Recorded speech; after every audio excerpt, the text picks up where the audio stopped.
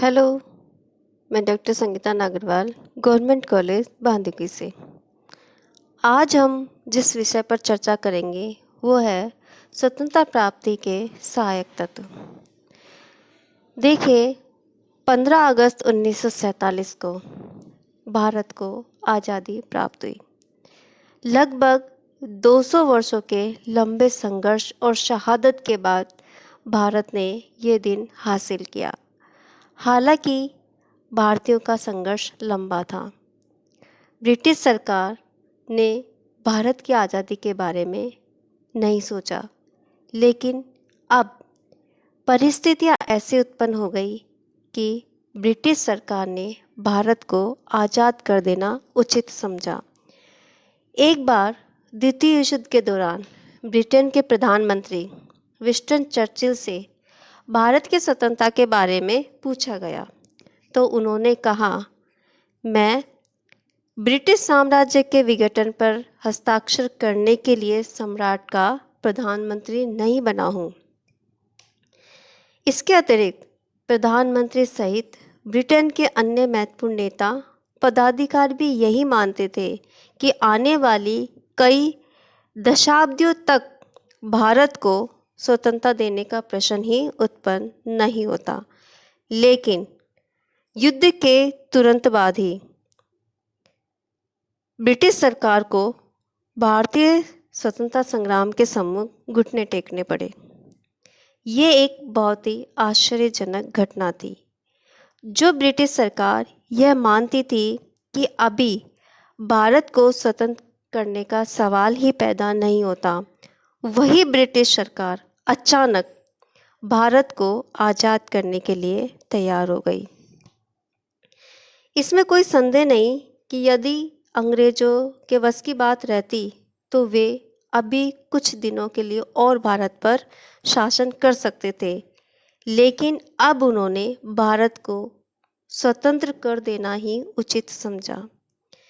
इस महत्वपूर्ण और ऐतिहासिक निर्णय के मूल में ऐसी कौन सी बातें थी, ऐसे कौन से कारण थे जिन्होंने भारत में ब्रिटिश शासन के अंत को असंभावी बना दिया। जो ब्रिटिश सरकार भारत को आज़ाद ही नहीं करना चाहती थी, जो किसी भी कारण से भारत में अपना शासन स्थापित रखना चाहती थी, उस ब्रिटिश सरकार ने 15 अगस्त 1947 को भारत को आज़ाद कर दिया। तो हम उन तत्वों के बारे में यहाँ चर्चा करेंगे जिन्होंने भारत की स्वतंत्रता, भारत की आज़ादी असंभावी बना दी। तो इसमें जो हम सबसे पहला कारण पढ़ेंगे या जो सहायक तत्व सबसे पहले हम पढ़ेंगे या जिसके बारे में हम चर्चा करेंगे वो है गांधी के भारत में चलाए गए आंदोलन। हालांकि गांधी से पहले भी भारत में स्वतंत्रता संघर्ष प्रारंभ हो चुका था, स्वशासन की मांग प्रारंभ हो चुकी थी, लेकिन अभी तक जो आंदोलन भारत में चल रहा था वो जन आंदोलन नहीं था। गांधी ने जब भारतीय राजनीति में पदार्पण किया तो गांधी ने अपने आंदोलनों से, जिसमें असहयोग आंदोलन, सविनय अवज्ञा आंदोलन और भारत छोड़ो आंदोलन से, इन आंदोलनों को जन आंदोलन बना दिया। बड़ी संख्या में लोग गांधी के इन आंदोलनों में शामिल हुए और ब्रिटिश सरकार को भारत को स्वतंत्र करने के लिए मजबूर कर दिया। ब्रिटिश सरकार ने गांधी के इन आंदोलन को पूरी तरह से दबाने का प्रयास किया, लेकिन ब्रिटिश शासकों को गांधी के आंदोलनों से सीधी टक्कर मिली। इन अहिंसात्मक आंदोलनों से ब्रिटिश सरकार मजबूर हो गई और उन्होंने अंत में भारत को आज़ाद करने के बारे में सोचना प्रारंभ कर दिया। अगला कारण जिसे हम देख सकते हैं वो है भारत में राष्ट्रीयता का वेग। देखिए, यहाँ पर ब्रिटिश शासन नीति में परिवर्तन का जो महत्वपूर्ण कारण था वो था ब्रिटिश सेना में राष्ट्रवाद की लहर। इस समय भारत में हिंद फौज के 3 सैनिक अधिकारियों डिल्लन, सहगल और शाहनवाज पर सैनिक अदालत में मुकदमा चलाया गया था और इसके विरोध में सैनिक और असैनिक क्षेत्रों में रोषपूर्ण अभिव्यक्ति हुई। सेना ने इसका पूरा विरोध किया और इसी विरोध में भारतीय नौसेना ने भी विद्रोह कर दिए। तो अब जिस आधार पर ब्रिटिश सरकार भारत में टिकी हुई थी, अब उसका वही आधार डगमगा गया।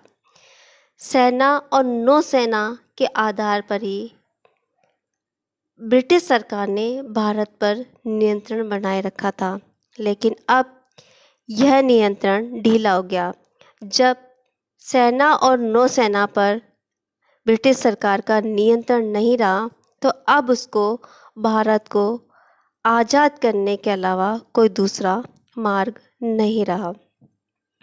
एक बार प्रधानमंत्री एटली ने कहा था, ब्रिटेन भारतीयों को स्वतंत्रता दे रहा है क्योंकि भारतीय सेना ब्रिटेन के प्रति वफादार नहीं रही और ब्रिटेन भारत को अधीन रखने के लिए बहुत सी सेनाएं भारत में नहीं रख सकता। इसीलिए इसी दृष्टिकोण को देखते हुए अब ब्रिटिश सरकार को भारत को आज़ाद करने के बारे में सोचना ही पड़ा। अब इसका जो तीसरा कारण है वो है ब्रिटेन में लेबर पार्टी का गठन। देखिए, ब्रिटेन की लेबर पार्टी जो थी वो एक प्रगतिवादी राजनीतिक दल था और वो शुरू से ही उपनिवेशों की स्वतंत्रता का समर्थन करती थी। लेबर पार्टी के लोग उपनिवेशवादियों के विरोधी थे क्योंकि उनका मानना था कि इंग्लैंड के मज़दूरों की हालत जब तक नहीं सुधर सकती, जब तक ब्रिटेन के विशाल साम्राज्य का अंत नहीं हो जाता। उपनिवेशों में सस्ती दर पर मजदूर मिलते थे और इस कारण अधिक लाभ कमाने के लिए ब्रिटेन के पूंजीपति अपनी अतिरिक्त पूंजी उपनिवेशों में ही लगाते थे, जिसके परिणाम स्वरूप अंग्रेज मजदूरों की स्थिति खराब होती जा रही थी। इसके अतिरिक्त इंडिपेंडेंट लेबर पार्टी का दबाव भी लगातार लेबर पार्टी पर पड़ रहा था। इस दल के नेताओं ने एक साम्राज्यवादी विरोधी मोर्चा कायम कर लिया था, जिसका उद्देश्य साम्राज्यवादी देशों में उपनिवेशवाद के खिलाफ आंदोलन करना था। लेबर पार्टी पर इस आंदोलन का बहुत गहरा असर पड़ा। जब इंग्लैंड में चुनाव हो रहे थे तो लेबर पार्टी के नेताओं ने भारत के लिए घोषणा की कि अगर चुनाव में लेबर पार्टी विजयी हो जाती है तो वो शीघ्र ही भारत को स्वतंत्रता प्रदान कर देगी। 10 जुलाई 1945 को ब्रिटेन में लेबर पार्टी की सरकार स्थापित हो गई और अब इंग्लैंड के प्रधानमंत्री एटली को अपना वादा पूरा करना था और इसीलिए उसने भारत की स्वतंत्रता के बारे में सोचा और माउंटबेटन को इस कार्य की जिम्मेदारी दी। माउंटबेटन ने 3 जून 1947 को अपनी योजना रखी, जिसमें विभाजन के साथ साथ भारत और पाकिस्तान की आज़ादी शामिल थी। अब देखिए अगला कारण, ब्रिटेन की दुर्बलता। द्वितीय विश्व युद्ध के कारण ब्रिटेन बहुत ही शक्तिहीन हो गया था। अब उसके पास पुरानी शक्ति नहीं थी। अब उसके पास सेना और अर्थ इतना ज़्यादा नहीं था कि वो भारत पर नियंत्रण रख सके। भारत के सेना और नौसेना ने पहले ही विद्रोह कर दिया था और ब्रिटेन के पास अपनी सेना भी इतनी नहीं थी कि वो भारत पर नियंत्रण स्थापित कर सके। वो सैनिक और आर्थिक दृष्टि से अमेरिका पर आश्रित हो गया था। तो एक आश्रित देश किस तरह से दूसरे देश पर लंबे समय तक नियंत्रण रख सकता है? तो अब ब्रिटिश सरकार के सामने मजबूरी थी कि वो भारत को स्वतंत्र करे। इससे अच्छा उपाय उसके पास नहीं था। अगला कारण देखिए, एशियाई राष्ट्रों में स्वतंत्रता की लहर। द्वितीय विश्व युद्ध के बाद समस्त एशिया में राष्ट्रीय आंदोलन बड़े जोर से आरंभ हुआ। एशिया के इस नव जागरण और नव चेतना के कारण भारत में साम्राज्यवाद का टिकना अब असंभव हो गया था। अब ब्रिटिश सरकार को भारत छोड़ना ही था। अगला कारण था भारत पर शासन लाभहीन। तो देखिए, युद्ध के बाद अंग्रेजों के लिए भारत का साम्राज्य सिर का बोझ बन गया। भारत की स्थितियां दिन प्रतिदिन बिगड़ रही थी। भारत पर अब ब्रिटिश सरकार का नियंत्रण कमज़ोर होता जा रहा था और इसके अलावा ब्रिटिश सरकार को यह भी पता था कि भारत में इस समय तक पर्याप्त रूप से उद्योग धंधों का विकास हो चुका था और ब्रिटिश माल का भारत में आयात कम हो गया था। तो जिस उद्देश्य से ब्रिटिश सरकार ने भारत को अपना उपनिवेश बनाया था कि भारत के ब्रिटेन के कच्चे माल को भारत के कच्चे माल को ब्रिटेन ले जाना और वहाँ से तैयार माल को भारत में बेचना, यानी कि भारत ब्रिटेन के लिए एक बड़ी व्यापारिक मंडी था। लेकिन अब भारत में खुद के उद्योग धंधे विकसित हो गए थे और ब्रिटिश मालों का भारत में आयात कम होता जा रहा था। इस हालत में भारतीय उपनिवेश से विशेष आर्थिक लाभ ब्रिटेन को प्राप्त होने की आशा नहीं रही थी। ब्रिटिश शासन ने अनुभव कर लिया था कि अब भारत को स्वतंत्र कर देना ही ठीक है।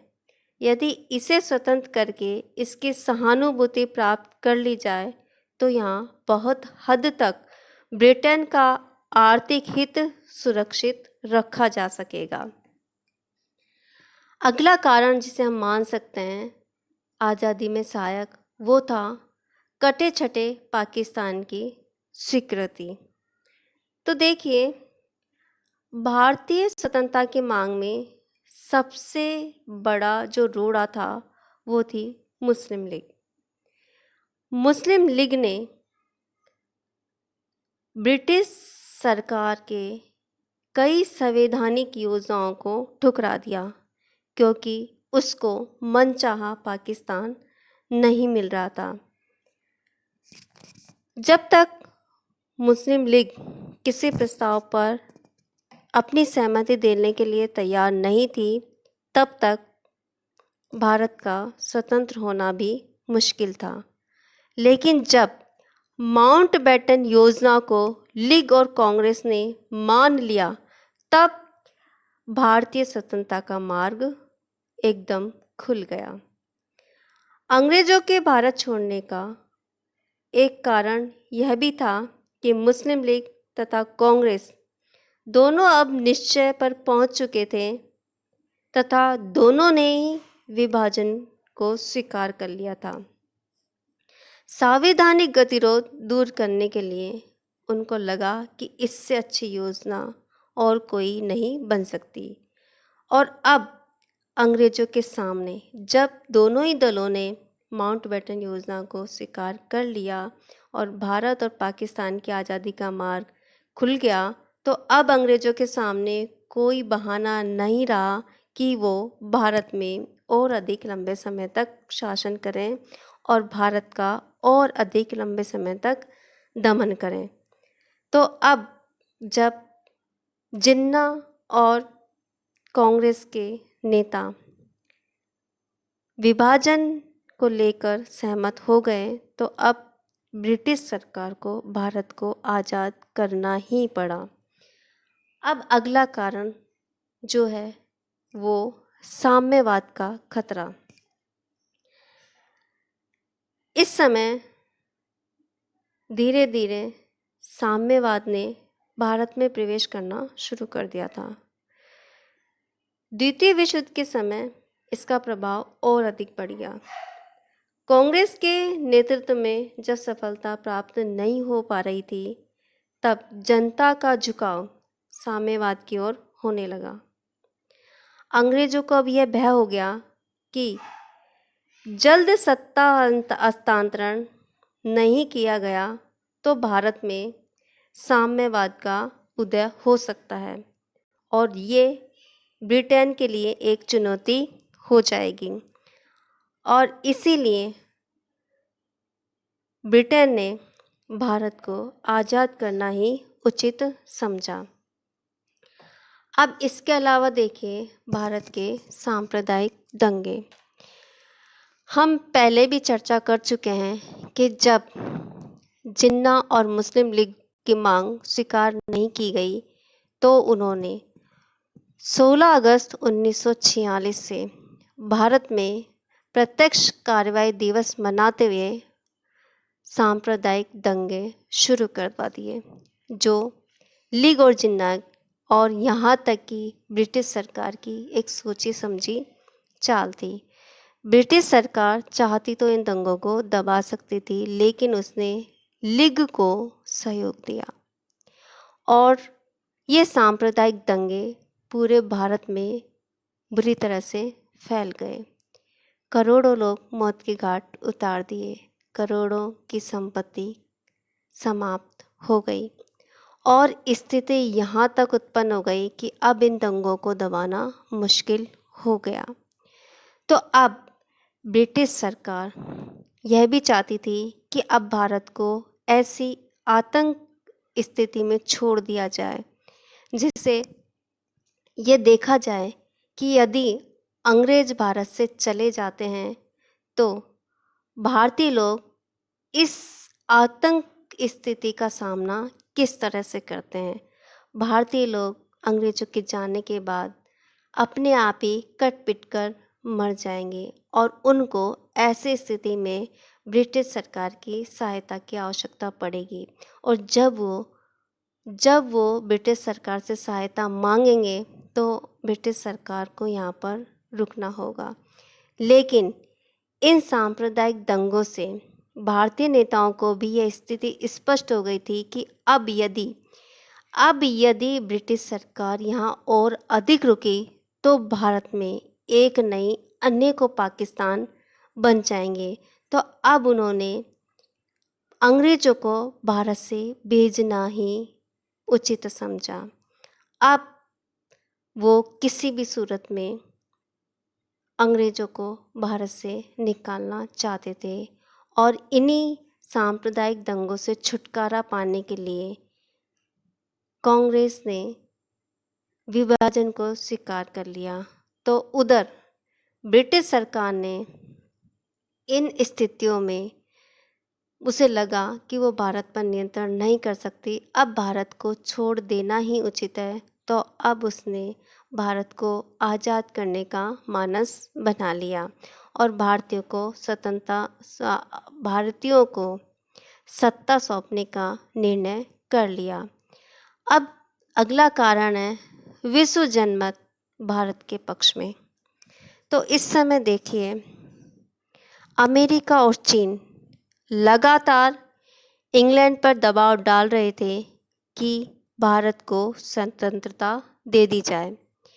इंग्लैंड विश्व जनमत की अधिक समय तक अवहेलना नहीं कर सकता था और उसको भारत को आज़ाद करने के लिए तैयार होना ही पड़ा। अब अगला कारण हम ले सकते हैं कांग्रेस की स्वीकृति। कांग्रेस अभी तक अखंड भारत की बात पर अड़ी हुई थी, लेकिन जब उसे लगा कि भारत की स्थिति दिन प्रतिदिन बिगड़ती जा रही है और वो लीग का सहयोग प्राप्त नहीं कर सकती, और यदि लीग या मुसलमान भारत में रहे भी या पाक अखंड भारत रहा भी तो उनके लिए एक बड़ा सिर दर्द रहेगा।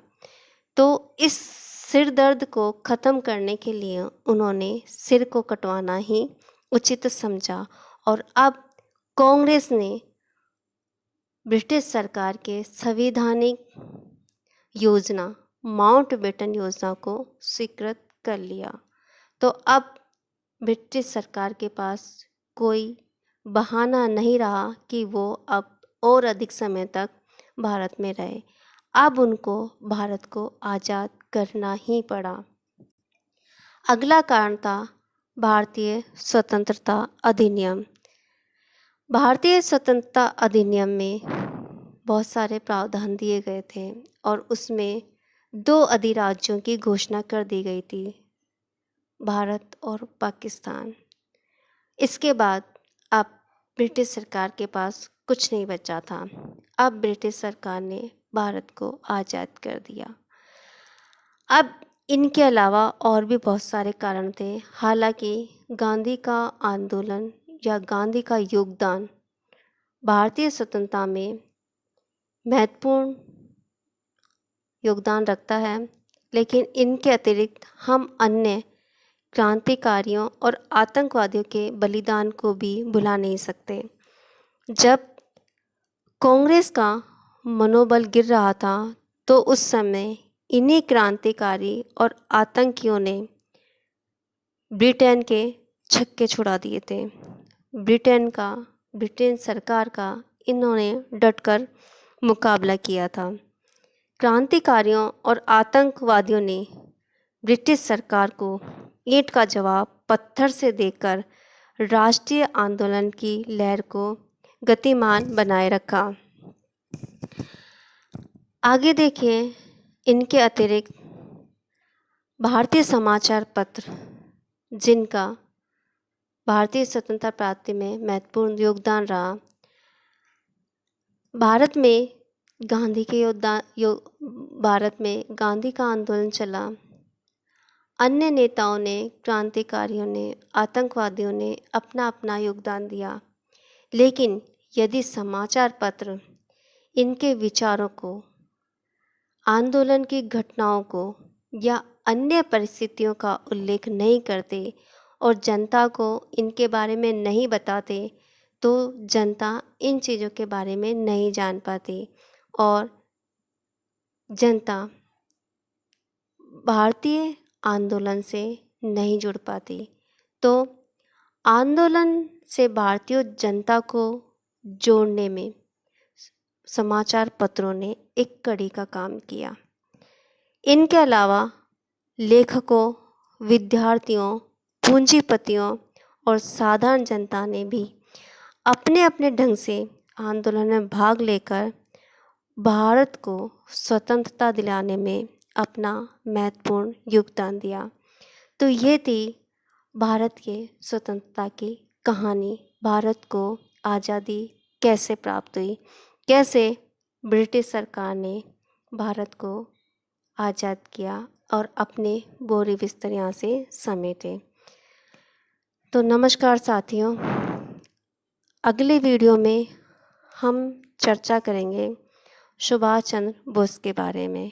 उनका भारतीय राष्ट्रीय आंदोलन में क्या योगदान रहा, इसकी चर्चा हम करेंगे। नमस्कार।